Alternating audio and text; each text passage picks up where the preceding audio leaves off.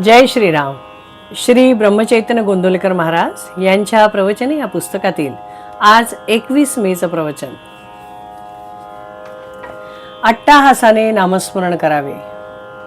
नामा इतके सूक्ष्म आणि स्थूल साधन नाही. एखादी गोष्ट अगदी कळकळीने सांगायची झाली म्हणजे अगदी बेंबीच्या देठापासून सांगतो ते असे आपण म्हणतो. त्याप्रमाणे नामही बेंबीच्या देठापासून घ्यावे, कारण सर्व वासनांचा उगम तिथेच आहे. आपण नामाची वस्ती तिथे ठेवून दिली म्हणजे आपोआप वासना क्षय होईल. उगीच वरवर नामस्मरण करू नये. ते अट्टाहासाने आणि अंतःकरणपूर्वक करावे, यातच खरे हित आहे. आता वासनाच मेली तर आम्ही विषय कसे भोगू याची नाही काळजी करू. भगवंताची सत्ता जाणली की त्याला सहज जाणता येते. जो जाणेल भगवंत त्याला म्हणावे संत.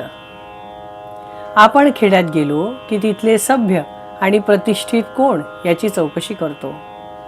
पाटील आम्हाला दिसतो, लोक सांगतात म्हणून आम्ही त्याची भेट घेऊ शकतो. पण परमात्मा निर्गुण निराकार, त्याची ओळख कशी करून घ्यावी कळत नाही. आम्हाला कळत नाहीत त्या सर्वच गोष्टी आम्ही कधी खोट्या मानतो का?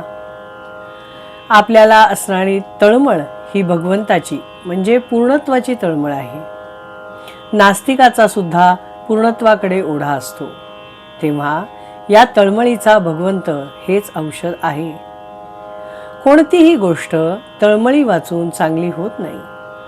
प्रत्येक जीवाला तळमळ आहे खरी, पण ती कशासाठी हवी ते चुकते. ती तळमळ विषयाकडे गेल्याने जीवाला खरे समाधान मिळत नाही. आपला जन्म वासनेत होतो, म्हणून वासना तृप्तीची तळमळ स्वाभाविक लागते. तिकडून काढून ती भगवंताकडे लावणे यात माणसाची खरी कर्तबगारी आहे. काय केले तर मी भगवंताचा होईल अशी तळमळ लागावी. ती न लागली तर आपले चुकले.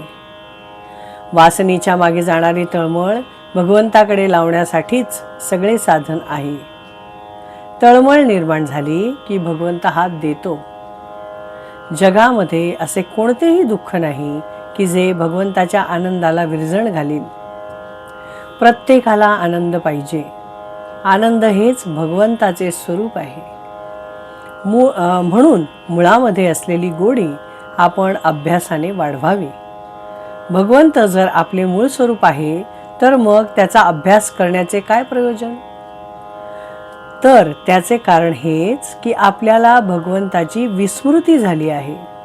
भगवंत हा प्रेममूर्ती आहे, म्हणून मंदिरात जिकडे तिकडे प्रेम भरून टाकावे. दुसरा काय करतो हे न पाहता आपण काय करायला पाहिजे याचा अगोदर विचार करावा. भगवंताचे नाम घेणे हे ज्ञान होण्याचेच लक्षण आहे. भगवंताकडे लक्ष लागले कि आत्मज्ञान आपोआप होते.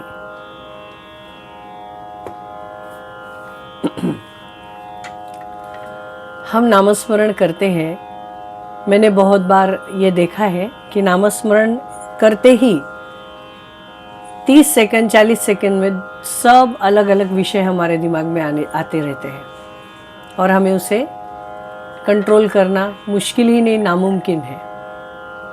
तो कोई बात नहीं, इसी का अट्टहास कीजिए, नामस्मरण करते रहिए. कुछ दिनों के बाद अभ्यास के साथ आप अच्छी तरह से मन लगाकर अगर नामस्मरण करेंगे तो आपका अभ्यास होते होते आपको इस संसार की द्विधा से मुक्ति मिल जाएगी और आपको पता चलेगा कि हमारा जन्म भगवत प्राप्ति के लिए है, ना कि इन वासनाओं के लिए. तो नामस्मरण करते रहिए और आगे बढ़िए. जय श्री राम. श्री राम जय राम जय जय राम.